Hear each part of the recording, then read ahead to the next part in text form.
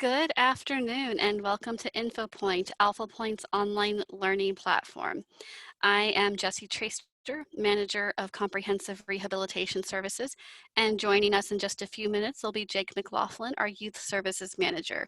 Today we are continuing our series on expanded core at home, and the topic of today's webinar is independent living skills. For over 100 years, Alphapointe has been a leader in the rehabilitation and education of those with vision loss, and we're excited for you all to be joining us today. As we start to get started, wow, that was fantastic. As we get started, let's go over a little bit of housekeeping. So this webinar is designed with accessibility in mind. That means if you are totally blind, we will be describing every slide that is in this webinar for those with low vision. The webinar is designed with a black background with yellow large print font. You may need to turn off your color inversion software on Zoom text. That key command is caps lock C. There across either the top or bottom of your screen, depending on how your layout, you'll see a control ribbon. If you have not touched your screen or moved your mouse in a while, you may need to either touch your screen if it's a touch screen device or shake your mouse to pull it up. And you'll see several options on there. One is you can raise your hand and then we'll pop into the chat, see if you have a question. You can write questions directly into the chat box. And there's a Q&A box for questions and answers. So as we're going, if you have a question about something, you can type that into the question portion and we'll answer it during the question and answer part at the end. So we'll go ahead and get started. Our objectives for today's webinar, we want to list the 9 areas of the expanded core curriculum for learners with visual impairments. We want to explain the importance of independent living skills. And we want to discuss strategies on how you can use those skills in the home and help your students with visual impairments practice them, particularly at a time where they may not have as easy access to a teacher of the visually impaired or occupational therapist who would often work on these skills with them in a school or training setting. So a little bit of background about the expanded core curriculum. Over 80% of learning is visual. That's how our brains are hardwired from birth, and that's how our society is set up. So for our students with visual impairments, we have to strategically teach them because there are certain things that are more difficult to learn when you take that visual piece away or when you decrease it. The expanded core curriculum also aids in concept development. We talked a lot about concepts last week, but in a nutshell, concepts are sort of the overarching idea of something.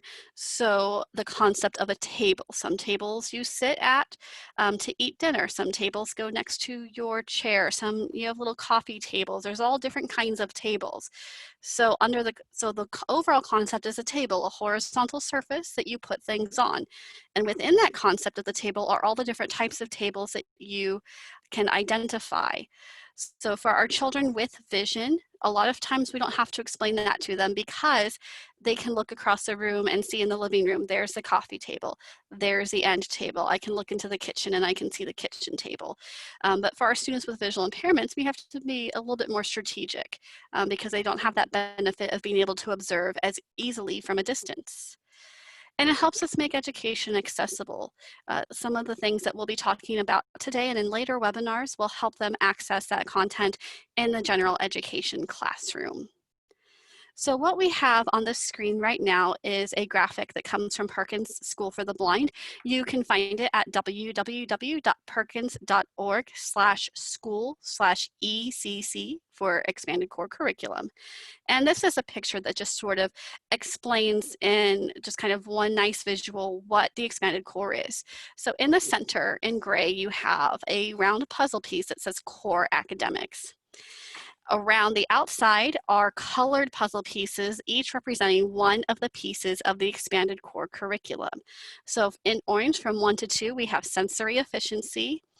In kind of a gold color from, orange was 12 to 1. I forgot my clock face for a second. And kind of a gold color from 1 to 2 is assistive technology. From 2 to 3 in dark blue is orientation and mobility. From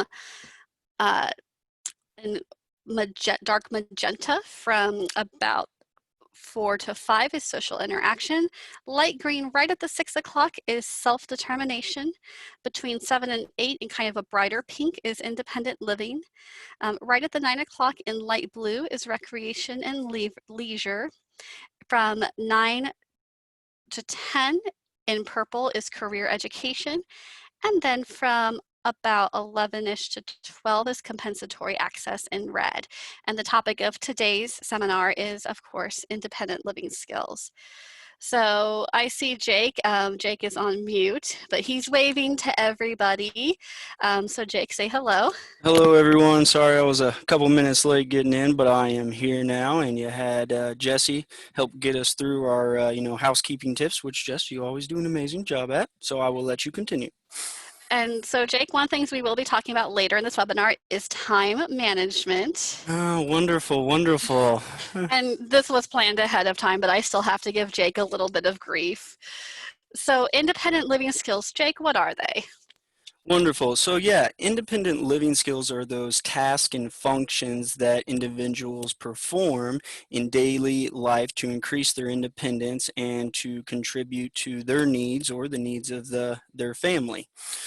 Some of these skills include, personal hygiene, eating skills, food preparation, time and money management. Thank you, Jesse. Clothing care and just, household tasks, on keeping up with everything that you're, doing around the house or in the office or in your, school or wherever you may be.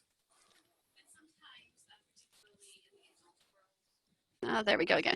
Sometimes, particularly in the adult world, you might hear these referred to as activities of daily living or ADLs. So there's lots of activities that we can be doing at home to promote them. These are the activities that, in my experience, when I work with students who have recently graduated high school, some of these independent living skills are the ones where they're the most likely to need some additional training. And that's because, especially for our students who are on those advanced academic tracks, maybe they're taking AP or honors courses, they don't necessarily want to take time out of the educational day to work on these skills at school with like an occupational therapist or a teacher of the visually impaired, because they want to spend that time in those academic classes. And so we often work through our comprehensive rehab services program on these different skills with those clients once they graduate high school or maybe in the summer between junior and senior year so that they're ready for when they go to college. So let's talk about some activities that you can do at home to work with your students to help them continue to develop these skills.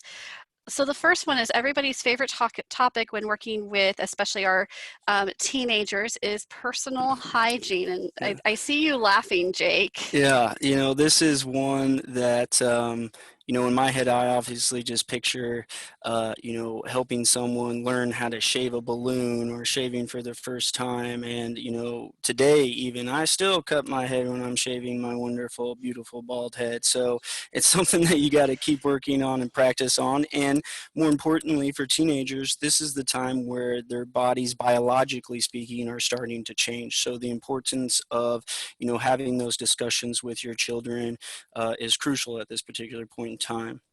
And having, my background, I started out as a special education teacher and not in visual impairment, but in just kind of your cross-categorical special education. And this is something that every parent under the sun, regardless of whether their children are sighted or not, or have a disability or not, God bless our children. They are not always, all children out there are not always the most hygienic creatures in the world. So kind of as we've talked about before, what we're working on is nothing different than parents of sighted children are working on. It's just that we sometimes do have to be a little bit more strategic because, a teenage boy, for example, that age where they don't want to necessarily do all that stuff, they might, they can visually observe their peers and how they're putting themselves together and, oh, I need to step up my game a little bit. Our students don't have that same visual cue. And so that's why we just have to be a little bit more strategic. So a big one is modeling that skin and hair care. I think hair care is one of the harder ones because if you think about for yourself, I know I rely on the mirror to do my hair. And I rely on that visual cue if I walk by a mirror and it's like, oh, I need to fix my hair because I'm starting to look like I stuck a fork in an electrical socket or something. Um, and our students may not have that visual cue. So modeling it, talking to them about how to do the hair, giving them a chance to practice, so that they can, and talking to them about skincare, about, uh, what type of soap to use on your face versus the rest of the body, especially if you're at that age where you're dealing with acne, which we all hate, um, and what that can look like. Jesse, I hear you talking about this, and what kind of comes to mind as a word or a category here is systematic instruction, and using that type of instruction then to develop a routine. I know when we're, working with students that are visually impaired and blind, not only being organized helps, but having that routine. And then my, favorite thing to do all the time is repetition, repetition, repetition until you get that down. So practicing it over and over again until essentially it becomes muscle memory.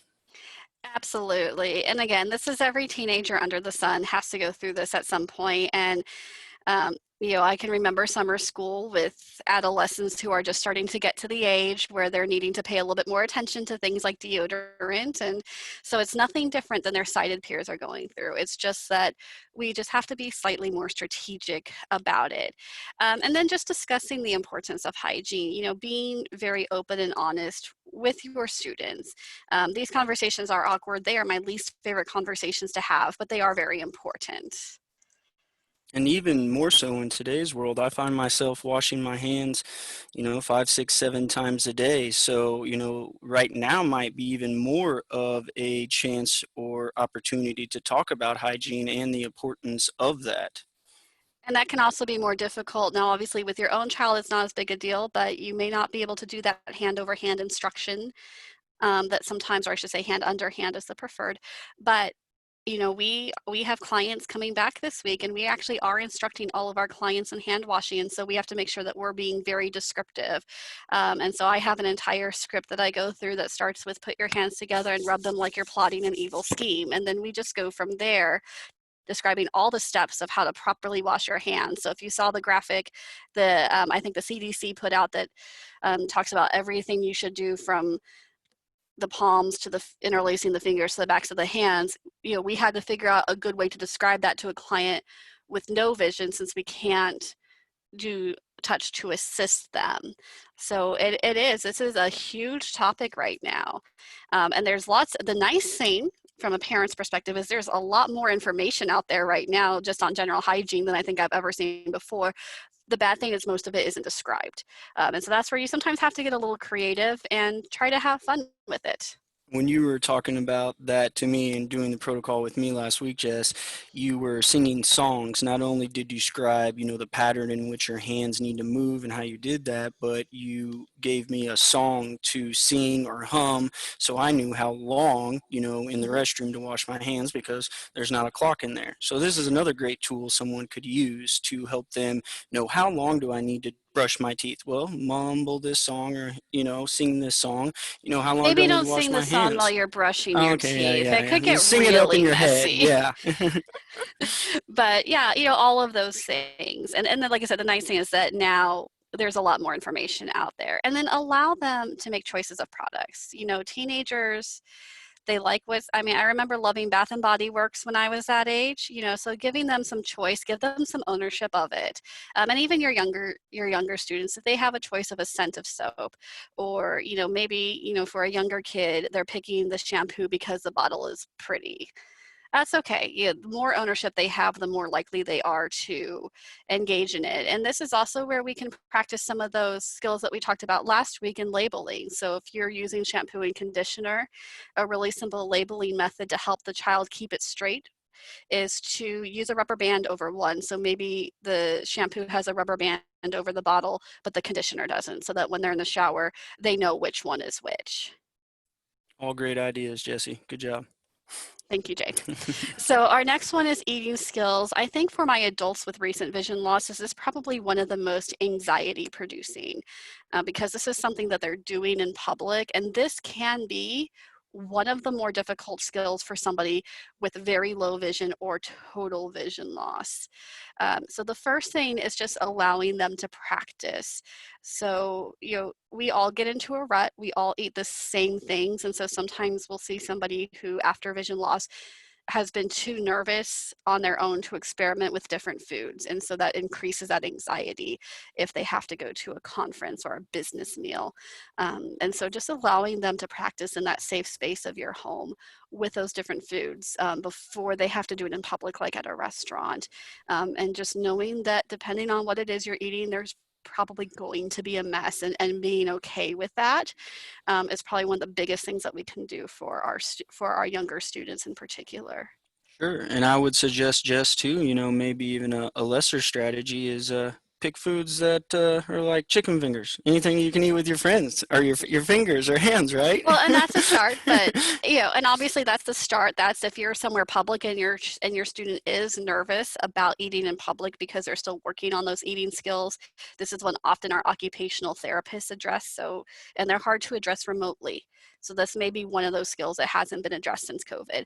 Um, if they are nervous about going to have a meal with their friends, talking to them about what foods they can choose, but then within that safe space, letting them practice so that they're not always the only kid that's eating quote unquote finger foods. Yeah, and I remember too, Jess, a while ago we had that Kids in the Kitchen program where we had Mhm. a group of students come in and, TVIs, we were all kind of helping as far as, how do we prepare a meal and, how do we eat it? And I remember some of the students practicing cutting Play-Doh first Mhm. before we actually moved on to, the actual food.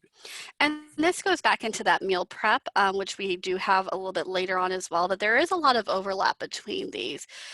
Yeah, so playing with pretend foods, any fine motor activity, so games like pick up sticks or anything where there's lots of grasping or pinching or using tools, um, especially if you can do it from a game perspective so that it seems like fun and not just mom and dad are trying to make me do this work that and that's how we teach our students in schools with occupational therapy is they do a lot of games because then they can translate into stabbing that food with a fork and able to bring it to your mouth without it falling off. Or soup can be another big one because it sloshes. Um, so just practicing and then orienting getting your child used to orienting using the clock face. So whenever I set a plate down in front of somebody with vision loss, we'll say at the 12 o'clock is this food, and then just go around the clock face, or maybe they're kind of bigger portions and on the left side is one food, on the right side is the other, but letting that person know where on the plate to expect everything, because then they have an idea of what strategies they use on that. Um, so they know that if the rice is on the left side, I'm going to have to use a different strategy. I'm going to have to scoop it versus a steak on the right where I'm going to stab and cut. So getting them used to that and getting them used to requesting somebody to do that. Like if they're at a restaurant and they're out with other friends with vision loss, or they want to go have a meal on their own, and being able to request to the server, can you tell me where on the plate the food is? And that goes back to those self-advocacy skills. Um, and then the next one is explore different types of utensils. Let them explore different types of spoons that are shallow and deep, different types of forks, those forks with the shorter tines and the longer tines. Um, and just get them used to different weights and things like that, especially our students with total vision loss for whom this is a harder skill. Because this is probably, I think, one of what I have seen in our adults with vision loss, one of the most anxiety producing skills out there Sure. And until they have a chance to have training on it. And I would even say, just, when we were using some of these skills, coming back and having organization on, okay, the fork goes here, then the knife Mhm. goes here, and then the spoon goes here, that can help take away some of that anxiety if I automatically know where everything's located first. And then I can just concentrate on, eating the task at Mhm. hand. And that's where that, allowing them to set the table and getting used to, the fork, knife, spoon, which is typical setup at restaurants, and letting the child practice that. And the same thing with drinks, telling them where. If you have a child who is still getting used to that what we call those spatial skills, which the idea of a spatial skill is I can take my cell phone, I can set it down the table, I can close my eyes, and I can accurately reach and pick it back up. That's an acquired skill. So sometimes drinks can be very difficult to grab without accidentally knocking them over. And if your child is still developing those skills, one of the things that we teach them is to cup their hand and slide that hand along the table, on the bottom of the table, very slowly until they get that drink, so they're not accidentally knocking it over, and then telling them, I put your drink at the 1 o'clock. So then that way they know where it is and they can more accurately find it without accidentally knocking it over. And I think a big thing with a lot of this, just especially when we're talking about young people, is patience. Mhm. It's all about how fast can I move and how quick can I get from here to there, that you're just reminding them to slow down, take your time. It's not a rush here. Enjoy your food, enjoy the Yeah. company, enjoy the people you're around. And with all of those skills, that's something that we as teachers and parents have to remember. Sometimes we get into that, it's just quicker and easier for me to do it for you. And I'm just as guilty of that as a teacher. Um, and so being able to time it so that we give our students the time to do it so they're getting that practice. And there are going to be times that you have to say, I know I should let you practice, but we just really don't have time right now, but we'll set up a time later. So finding that balance, because sometimes it's hard when you're like, oh, I just need to get it done. But that really goes nicely into food prep. And this is probably, I think, for some of our, for family members, what I've seen again with our adults who have recently lost their vision, this is one of the activities that family members are the most nervous about, because they're afraid that the house is going to burn down or they're going to cut themselves, or maybe both at the same time. Um, so first, one of the easiest things is letting them plan a meal. If you plan your meals for the week, or just say every Monday you get to choose what we eat, and giving them some of that power so that they can try different foods and get excited about it, and get used to that meal planning. And then the second thing is, if they're going to be practicing with the heating, just remember low and slow. So tacos are a real favorite. They're easy to make, but turn your burner lower than you normally would if you were the one making the tacos, and just let them cook for a longer time. That's where that idea of giving yourself extra time comes in.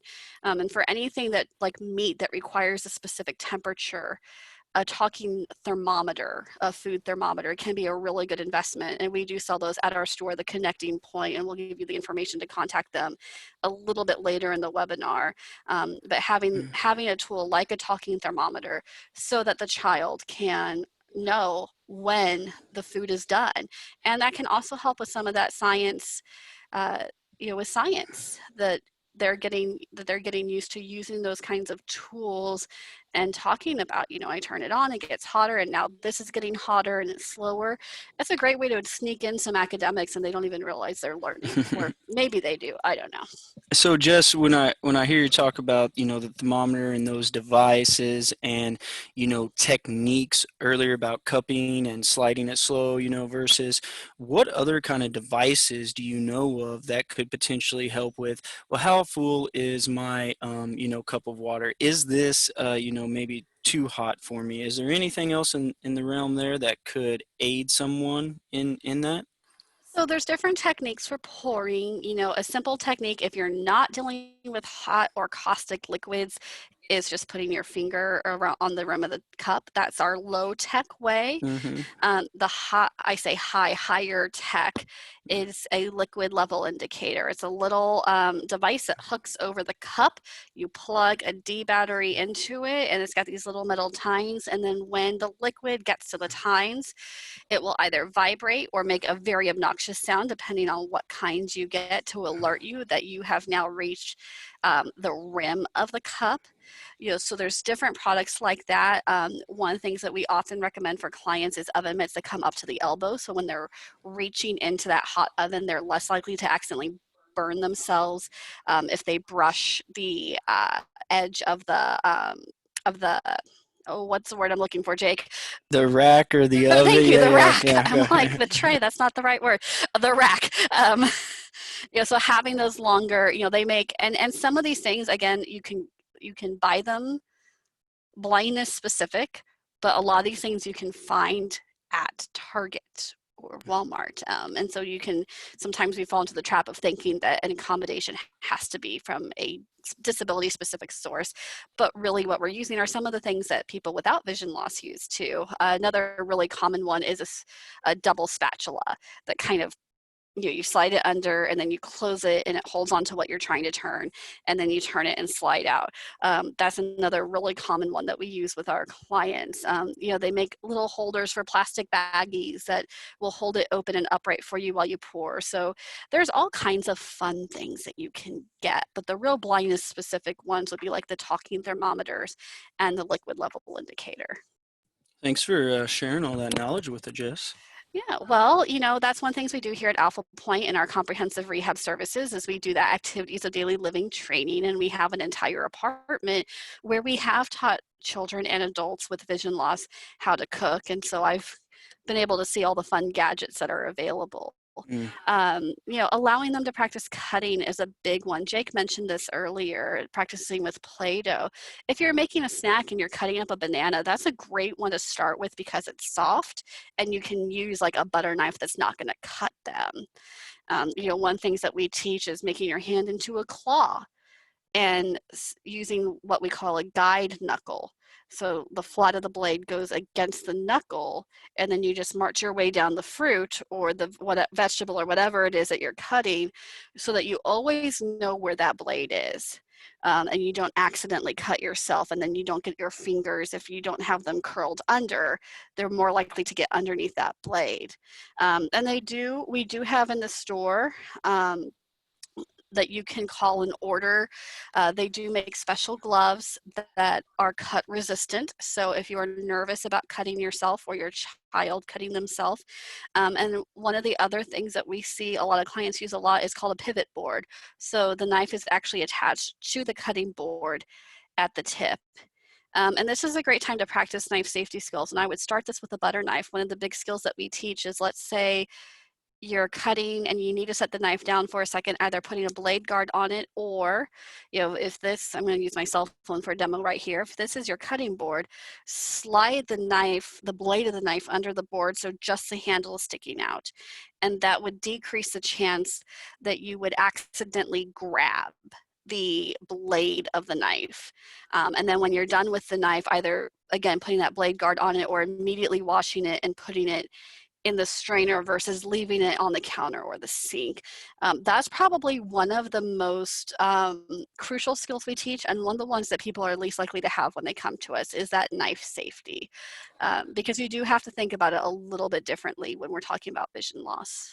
And again, Jesse, I think I keep hearing you with all these types of skills when it's, being applied to independent living is, repetition and, the same pattern over and over and over again. That way you develop those skills, and particularly when it comes to knife safety, right? We want to make Yes. sure that we continue to do that. That way, we don't poke or stab ourselves for later.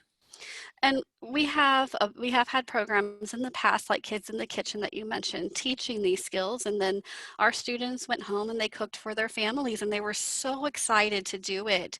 Um, and this is something that can be one of the harder things for a family to teach, because often, we use occupational therapists at training centers or schools to teach some of this stuff, or teachers of the visually impaired, because the skills are a little bit different.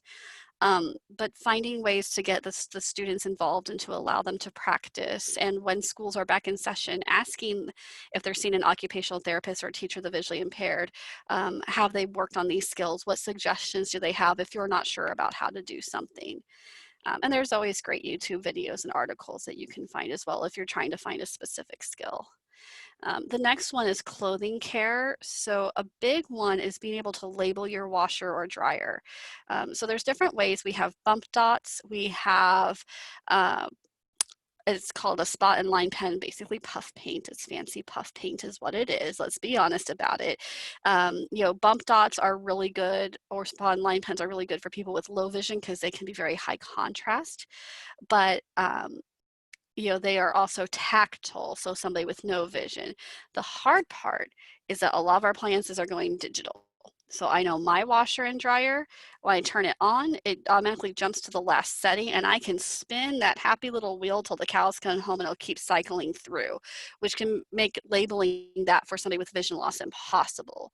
So if you've got one of those older machines or that has the dial with the arrow on it that shows you where it's pointing to, and then you can put a bump dot where that arrow is and a bump dot on maybe your most used settings, for example, to get them started with that.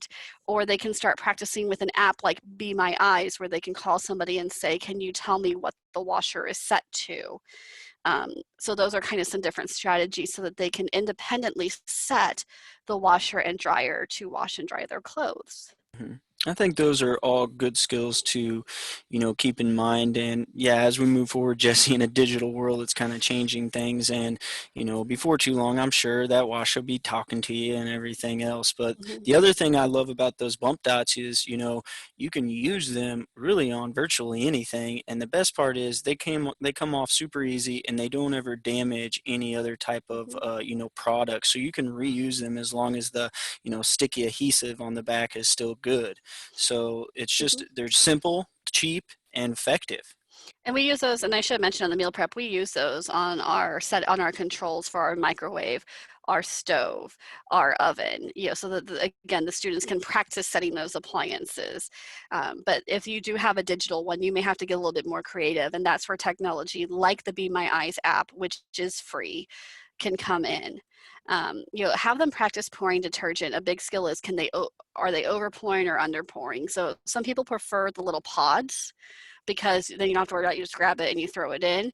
If you're old fashioned like I am and prefer to do the detergent, again, teaching them about what level, like how far should I put my finger in to indicate, practice setting the spout of the bottle on the cap, and just be ready for a mess the first few times they try it. Well, And getting them used to, because you really don't need as much as you think. And so probably the biggest thing is people accidentally putting too much in, and then it actually makes it harder for your clothes to get clean. I was gonna say is, if you do make a mess, you have some of that clothing right there to help you kind of Yep. mop it up and then throw it in there. So maybe leaving out a, shirt real fast to be able to do that or something. Oh, I wouldn't have thought about that. You sound like you speak from experience.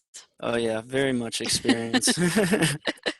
Another one is separating by color, matching outfits. Again, this is where technology comes in. In our store, we sell something called the Color Reno, which is a color identifying device.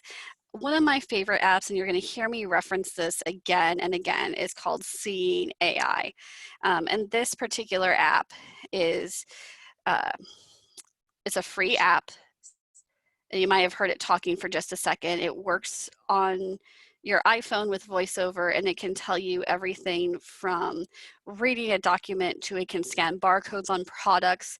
It can tell you if somebody's standing in front of you, and it has very good color recognition.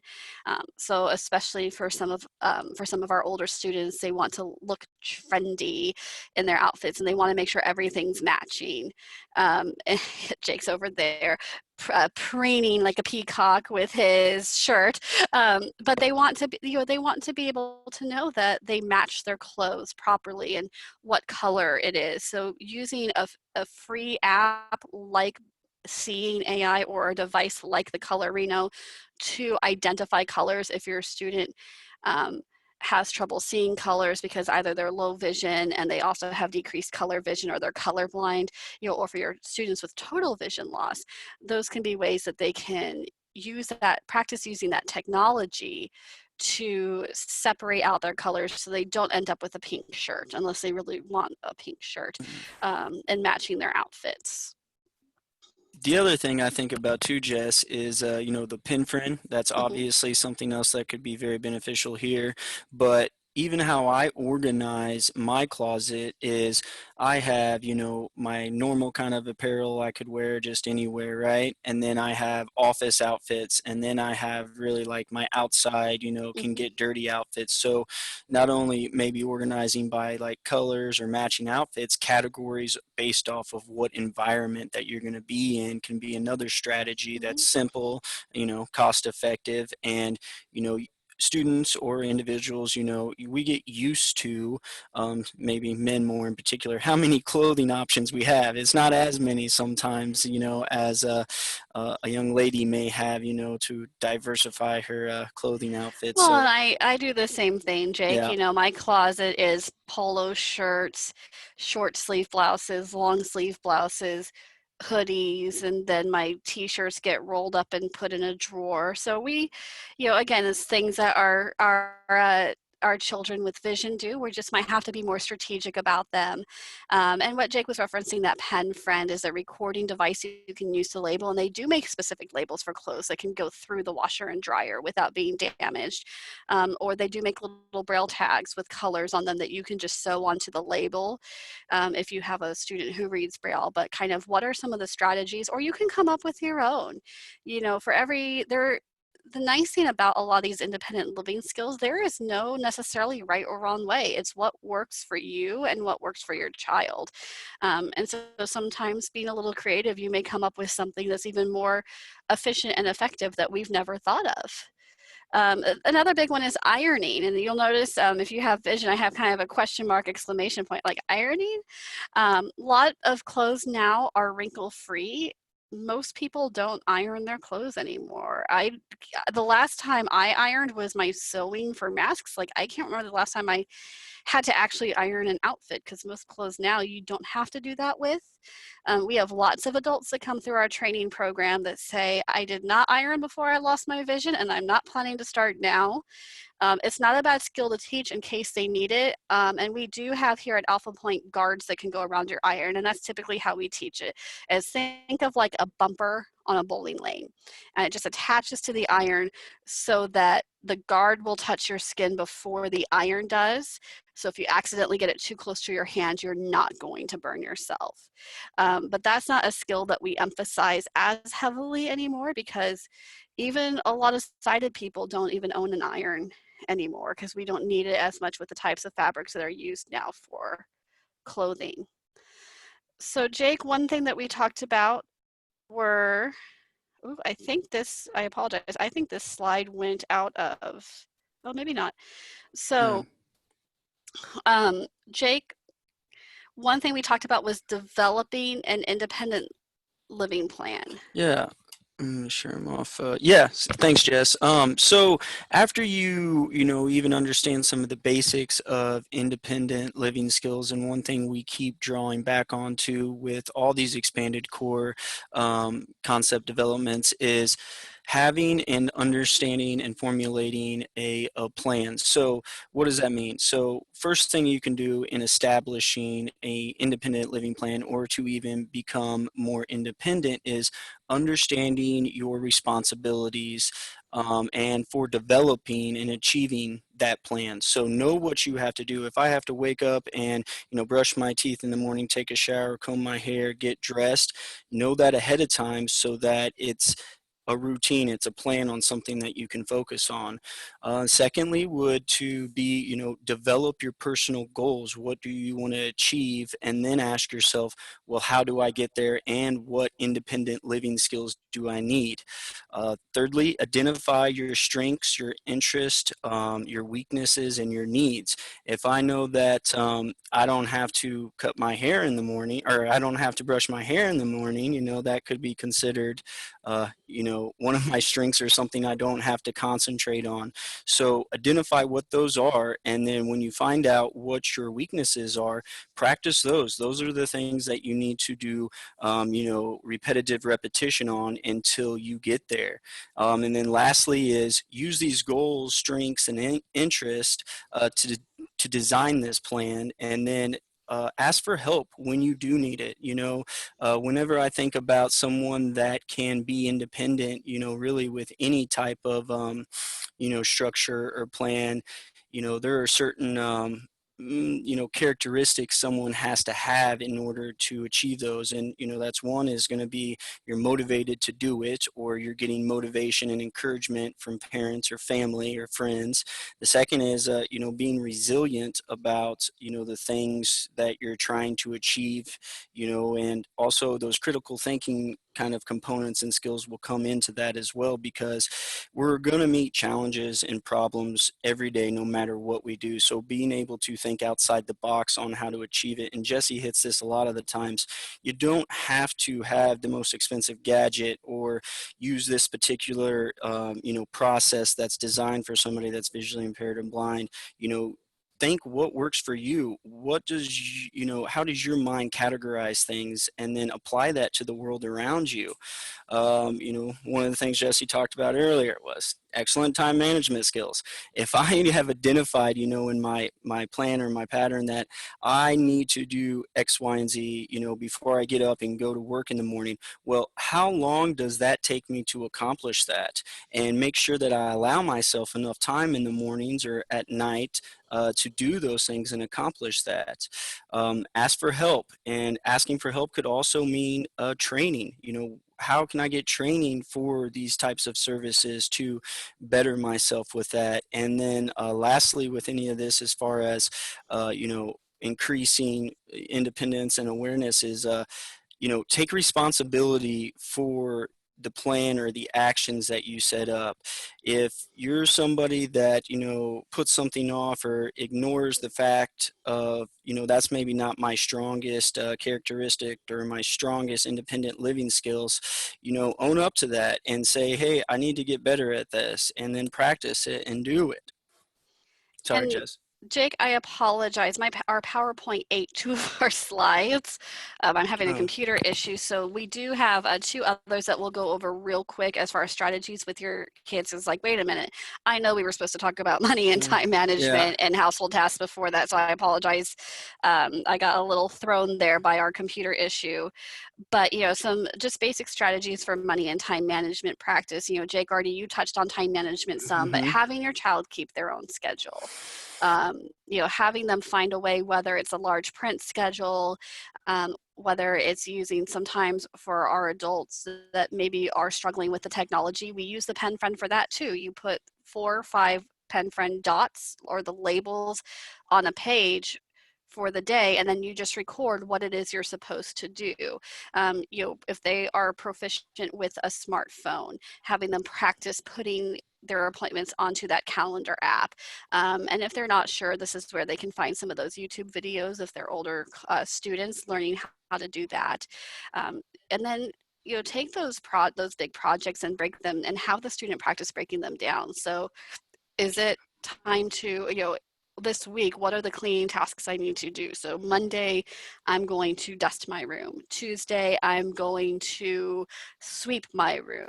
Wednesday, I can take off because I'll get it done. But, kind of those types of things where they can break it down. And for money management, we kind of talked about this in an earlier webinar, have them practice folding their money. There's different money folding systems out there. As long as your student is using one that's consistent for them. And that's, again, you're going to hear me talk about Seeing AI. They can use a Seeing AI app, or they can use the color or the money reader that is free from the US Treasury to help identify their bills so that they can fold them. And practicing, when they go to a store, you've got $5 if you want to get yourself a snack, and then have the student practice saying, I'm handing you a $5 bill. So that then they know that that's what the cashier got, and the cashier, while the student has it in their hand, can then say, oh, that's actually a $1 bill. Oh, okay, let me get you a 5.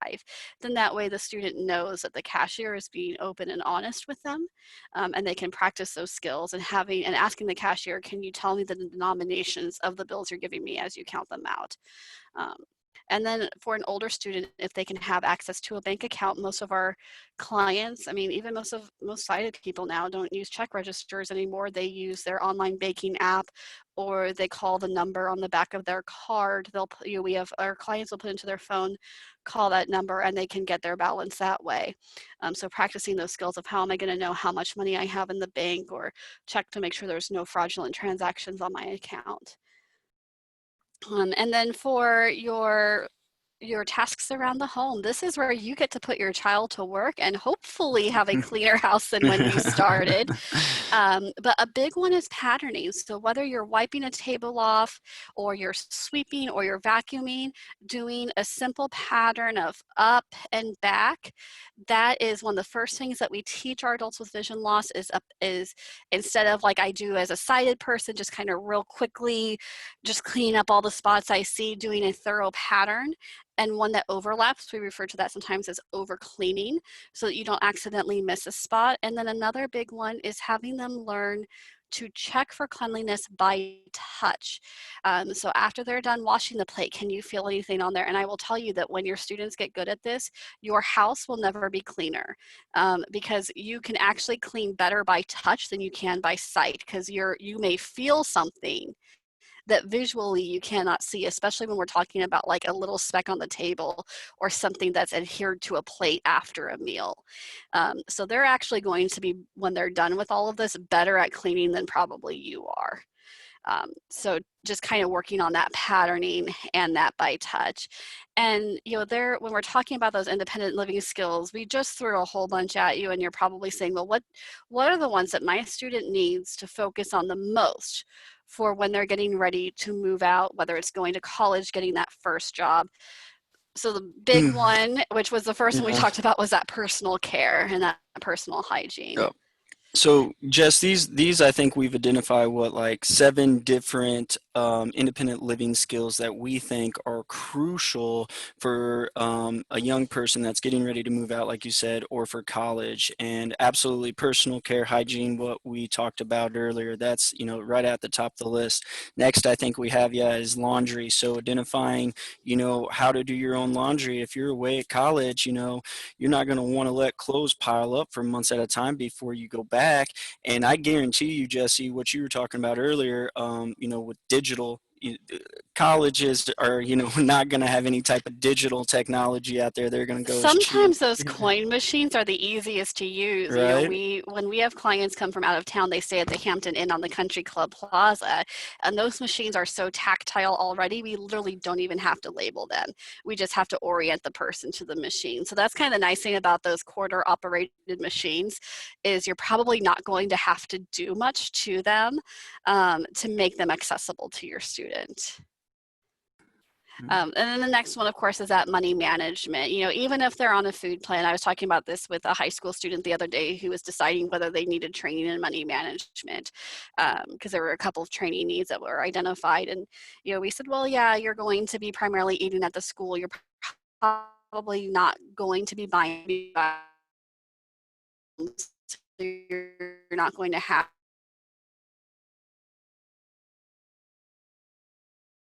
make sure that you can do that. Oh, So I think we're having some internet issues, and Jesse looks frozen to me over there. So I'm just gonna move forward. So after money management, we had food preparation. So being able to, do the sections where we talked about is preparing your food, coming up with that meal plan, being able to, cut all the food that you need to or prepare. And at college, this, I think so.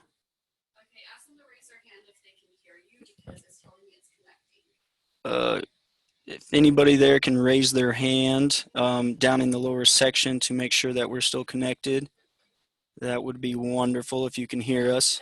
We're still good? Okay.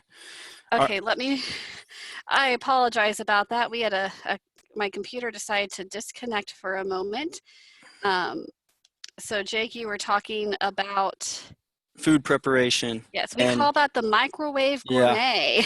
yeah. Because And that's ramen. typically about all you have access to in a dorm setting or on the job. Yeah.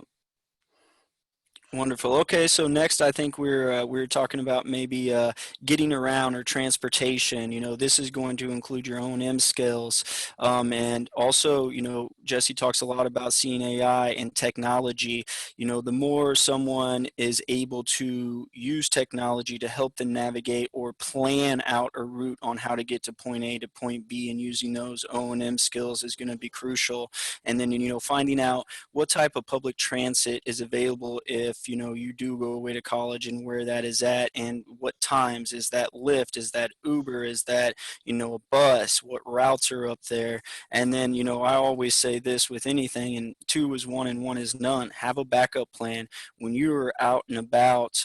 If you get lost somewhere, or your advocacy skills may not be where they're at, or maybe there's nobody even around, you need to have a plan or route on how to safely get back home or Mhm. to seek help in that particular instance. And then lastly is, I believe, shopping, which is going to be for anything, for food, for books, supplies, clothing. We have to be able to do that, and all these other topics that we were just talking about allow you to do those things. It's built off of one another. So having good foundation of independent living skills is going to be crucial before you do go off to college, or leave the house for the first time and start working independently at that job. And Alphapointe can help with all of that. So we have our Parent Connect Facebook group. I think the one of the hardest parts I hear from families is fear that they're going to accidentally do something wrong. Because if that family has not had a person with a visual impairment in it before, is the parents are questioning, well, how do I help I want my student to cook, but I'm nervous they're going to hurt themselves. And so that's where that Parent Connect group on Facebook, just search for Alphapointe Parent Connect. It's a private group, which means that no public can see your questions, and it's only open to professionals and to parents of children with visual impairments. And so you can ask those questions that maybe you're just not quite sure how to accommodate something safely, or you want to commiserate with your child tried to cook their first meal and now your kitchen looks like a tornado came through. Yeah. That's what Parent Uh, Connect is there please, for. please take a picture and post that for us as well.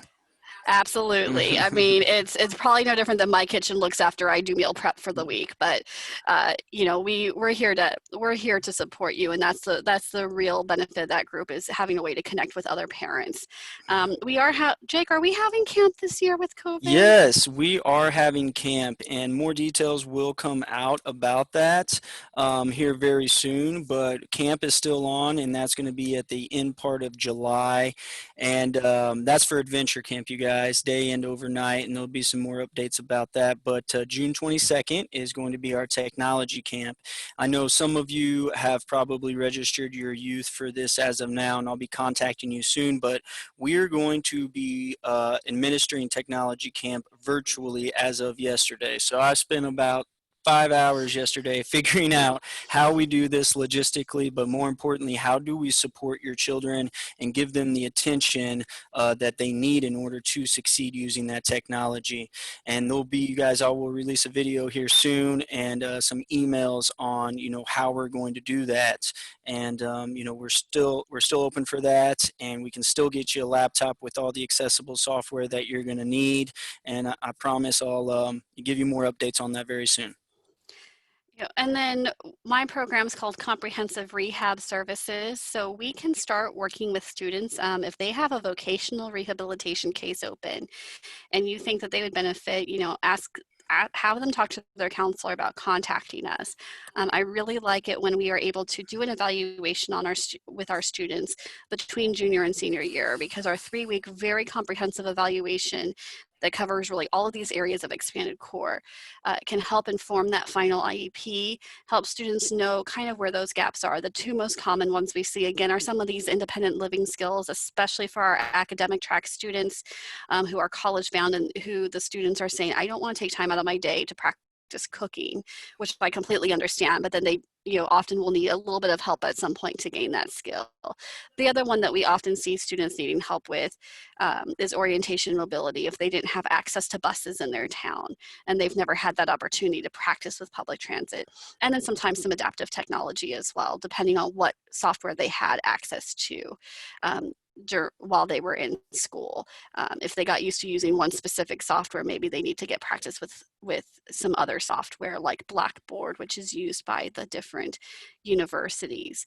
And so they can ask their counselor to refer them to here, and we can help them get that evaluation, determine what those next steps are. So if your student is thinking about going to college in the fall, we're making sure that we've got everything planned out so that they're not delayed doing that. And then we talked about our store, The Connecting Point. We do have all kinds of fun gadgets. So we have those liquid level indicators. We do have those special oven mitts that come all the way up to your elbow. We do have talking thermometers. So if there's something that you need to help your child practice that independence, we are not open for you to just drop by, but if you call 816-237-2020 or 2020, ha ha ha, Cheryl Rayburn will be very happy to talk to you about what products we have, and you can also check those out on our website, alphapointe.org. We do have kind of a sampling of some of the products, and you can she'll be happy to talk to you about what we have and what the best way is for us to get you that product so that your child can be independent. Before we move to questions, we do want to say thank you for attending Infopointe. Our mission here at Alphapointe is to help those with vision loss achieve their dreams and aspirations. If you would like to make a donation so that we can continue providing all of these different services you've heard about, they do rely on donations in order to happen. You can go to www.alphapointe.org, and there is an E on the end of Alphapointe to donate. If you have vision loss or someone you know has vision loss and you think that they would benefit from our services, again, you can go to www.alphapointe.org, or you can call our main line, 816-421-5848. And so at this point, we will open it up to questions. This is kind of one of the more, I think for us, hands-on topics of the expanded core curriculum. This can be one of the scariest topics for families and for students because they're nervous about how to do some of this stuff safely. But it's also one that we've got, I think, some of the most low tech strategies for, which is why this is one of my favorite topics to work with my students on. So I'm not seeing any questions yet. That's a little unusual. Maybe Jake, we covered it all. That would be a first, but yeah, that would yeah. be. I want to say two things real fast before we get off here. If no one has questions, is if during the registration process you indicated that you would take a survey, I'll be sending that out very, very shortly. Please take that survey. It helps us understand our target audience and to better serve topics that you guys want to hear and participate in. And lastly, just thank you guys all, over this course of, the new environment we're finding ourselves in, and, doing these webinars and staying connected. It's just been a wonderful experience, and I think we've all learned quite a bit from one another. Well, and if there are no questions, we do want to say, don't forget to join us next week for Expanded Core at Home Assistive Technology. This is, I think, one of the hottest topics out there. Yep. And so we'll be talking about what is out there. And my favorite part of assistive technology is what mainstream devices are out there that you can use, that you don't necessarily have to go spend hundreds and thousands of dollars on a specialized device. Oh, I do see something in the chat. All right, well, thank you to everybody who gave us good feedback while my computer decided it no longer liked the internet. Glad that we didn't lose you all, and we'll see everybody next week. Hey, these webinars will be available in about 48 hours on our YouTube channel. Make sure you hit the like and subscribe button, and we'll talk to you guys next time. And